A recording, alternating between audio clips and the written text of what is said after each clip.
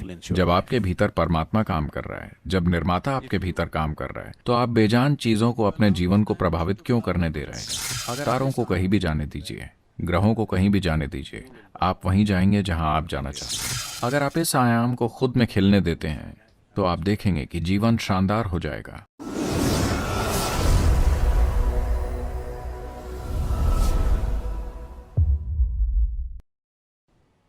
अब मैं इसके हर पहलू पर नहीं बोलूंगा।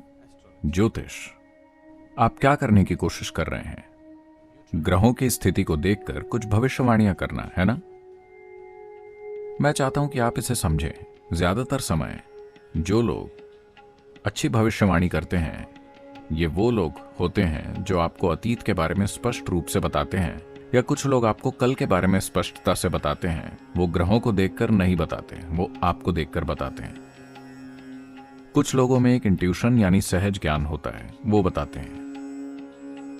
योग सिखाने की बजाय अगर मैं चेन्नई में बैठकर बस लोगों का भविष्य बताऊं, मैं उन्हें बता दूंगा कि उनके जीवन में अगले 10 वर्षों में क्या होगा। 3 दिनों में मेरा ऐसा नाम हो जाएगा कि आधा चेन्नई लाइन लगाकर खड़ा होगा। मेरे लिए बहुत आसान है, लेकिन योग केंद्र में भी ऐसे लोग हैं जिन्होंने बहुत साधना की है, वो ये कर सकते हैं। अगर वो कभी ऐसा करते हैं तो मैं उन्हें खत्म कर दूंगा। मैं उन्हें उस बकवास के साथ नहीं रहने दूंगा। हम उन्हें तुरंत बाहर निकाल देंगे, क्योंकि किसी के भविष्य के बारे में बताकर आप उसके जीवन की गुणवत्ता में कोई बदलाव नहीं लाते। आप किसी भी तरह की सच्ची खुशहाली नहीं लाते।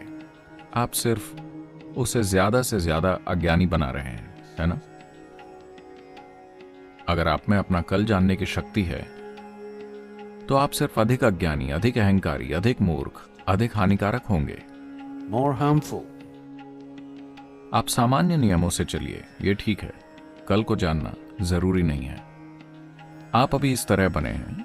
आपके जीवन की गुणवत्ता और आपके होने का एक तरीका ऐसा है। अगर आप आज कल को जानते हैं तो आप आज में भागीदारी नहीं दिखाएंगे, है ना? है ना? मान लीजिए मैं आपको बताऊं, आप जो भी करें आप नहीं मरेंगे। आप दुनिया में गैर जिम्मेदाराना काम करेंगे। या अगर मैं आपसे कहूं कल वैसे भी आप मर जाएंगे, आप आज में भागीदारी नहीं दिखाएंगे, है ना? इसलिए आपको भविष्य नहीं जानना चाहिए। भविष्य जानना आपके लिए जरूरी नहीं है। क्या भविष्य बताया जा सकता है? हाँ, कभी कभी, लेकिन यह 100% नहीं होता। यह कभी 100% नहीं होता। हर वस्तु आप पर एक तरह का प्रभाव डालती है। देखिए, ये लोटा, इसके आकार और इसकी धातु के कारण इसका एक तरह का प्रभाव है। ये एक तरह का स्पंदन फैला रहा है।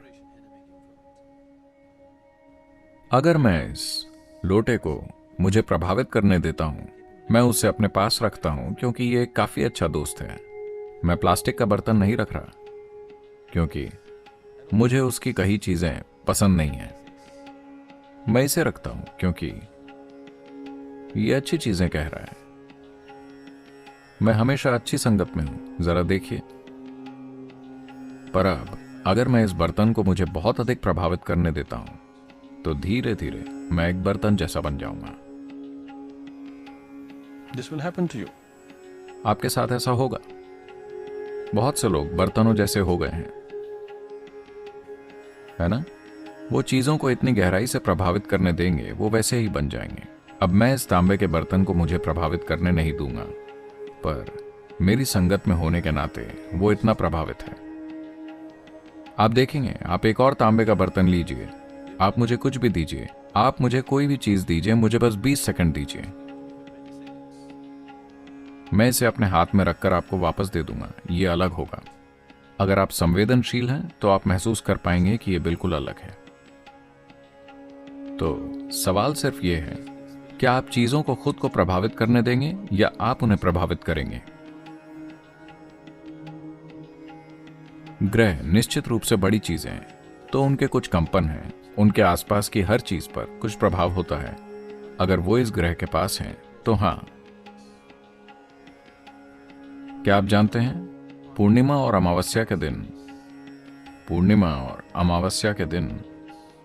जो लोग थोड़ा मानसिक रूप से परेशान या असंतुलित हैं, बहुत अधिक असंतुलित हो जाते हैं। हाँ, यहां तक कि सागर पागल हो जाता है ना?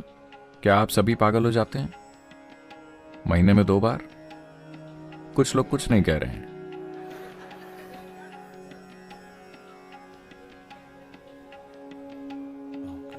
महीने में 2 बार अगर ऐसा हो रहा है तो आपने देखा होगा। वैसे भी कृपया अपने परिवार से पूछें, वो बताएंगे। अब उस व्यक्ति की तुलना में जिसका मन असंतुलित है, आप अधिक स्थिर हैं, अधिक स्थापित हैं। चंद्रमा कहीं भी जाए, आप पागल नहीं होते। अगर आप और भी ज्यादा स्थापित हैं तो कोई ग्रह कहीं भी जाए, आप पागल नहीं होते।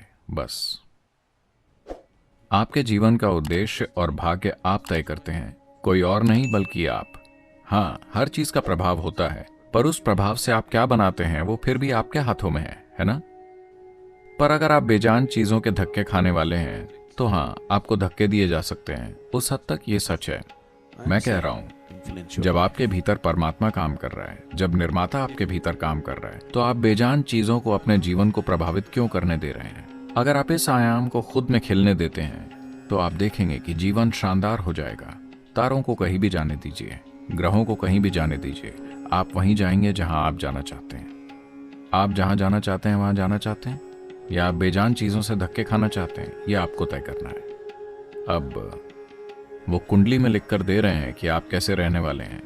कृपया मुझे बताइए, अगर इस कमरे में एक समझदार इंसान है तो क्या आप बता सकते हैं कि वो अगले पल क्या करेगा? वो कुछ ऐसा कर सकता है जो किसी ने कभी नहीं किया, है ना?